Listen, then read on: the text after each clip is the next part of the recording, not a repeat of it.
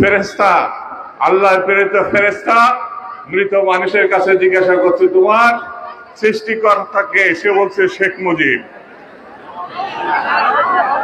ফেরেশতা চমকে উঠছে, এটা কি বলে বান্দা? আবার জিজ্ঞাসা করছে তোমার সৃষ্টিকর্তাকে? তখন সে তো চিৎকার দিয়ে উঠে বলল শেখ মুজিব। নাউজুবিল্লাহ। তখন আবার জিজ্ঞাসা করছে তোমার কিতাব কি? মুজিববাদ। তো তোমার কিতাব কি? কুরআনের জায়গায় বলছে মুজিববাদ। তখন ফেরেশতা মহান সৃষ্টিকর্তার কাছে বলল আল্লাহ, এ কেমন বান্দা, এই প্রশ্ন করলে তো উল্টা পাল্টা বলে তুমি ভালো করে জিজ্ঞাসা করো। তখন জিজ্ঞাসা করেছে তোমার নবী করিম সাল্লাল্লাহু আলাইহি সাল্লামের নাম কি? তোমার নবী বলা শেখ মুজিব। নাউজুবিল্লাহ, নাউজুবিল্লাহ, নাউজুবিল্লাহ। তখন বলছে হে বান্দা, তুমি তো মৃত, কবরের মধ্যে আছো, তুমি এইভাবে কথা বলো কেন? তুমি তো মুসলিম,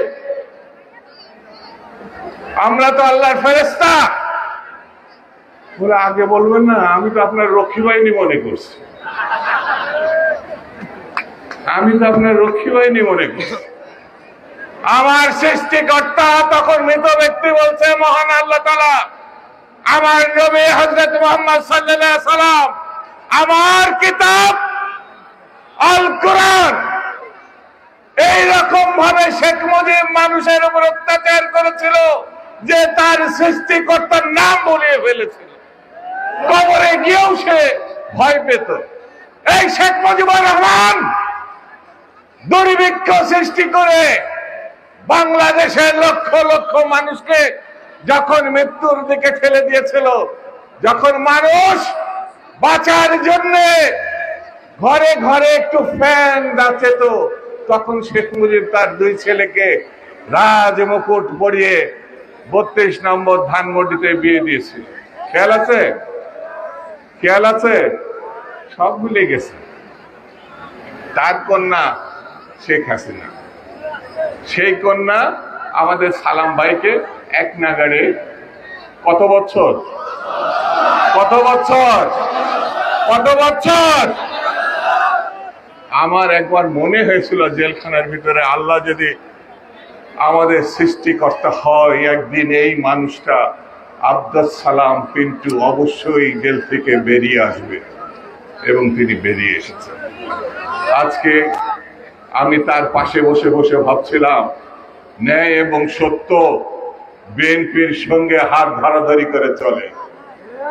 বিএনপি একমাত্র দল, এক আল্লাহ ছাড়া পৃথিবীতে আর কারোর কাছে মাথা নত করে না, করতে জানে না, করবে না। এটার নাম বিএনপি। আব্দুল সালাম পিন্টু হচ্ছে সেই দলের নেতা, সুলতান সালাউদ্দিন টুকু সেই দলের নেতা, যে দলের নেতা বেগম খালেদা জিয়া, জনাব তারেক রহমান। কথা সত্য না মিথ্যা? এবার একটু জোরে বলেন। আমি বন্ধুরা, সামনে কি হবে? হ্যাঁ, নির্বাচন না? কেউ কেউ নির্বাচনের আগে অন্য নির্বাচন যাচ্ছে। স্থানীয় সরকারের হাত নাড়ান কেন? হাত চলবে না? জোরে বলেন, চলবে? চলবে। আগে সংসদ নির্বাচন নাকি? এবার দুই হাত তুলান, তোলেন, উঠান। জাতীয় সংসদের নির্বাচন আর পিন্টু ভাই ফিরে এসেছে, এই জন্য এমন তালি দেন যেন বঙ্গভবন জোরে জোরে। আমি বুঝতে পেরেছি আপনাদের ভালোবাসা, আপনাদের শ্রদ্ধা, আপনাদের আবেগ যে মানুষটার প্রতি রয়েছে, যে মানুষ আপনাদের শ্রদ্ধা ভক্তি ভালোবাসা নিয়ে মাথা উঁচু করে জেলে গিয়েছিলেন, আবার মাথা উঁচু করে আপনাদের মধ্যে ফিরে এসেছে। বাংলাদেশে যদি কেউ একটি মাত্র নাম বলে সে হচ্ছে আব্দুল সালাম পিন্টু। বিএনপিতে না, শুধু বাংলাদেশে না, সারা বিশ্বব্যাপী একটাই জন্ম দিয়েছে ভরপুর, সে হচ্ছে আব্দুল সালাম পিন্টু। পিন্টু একজনই আছে বিএনপিতে।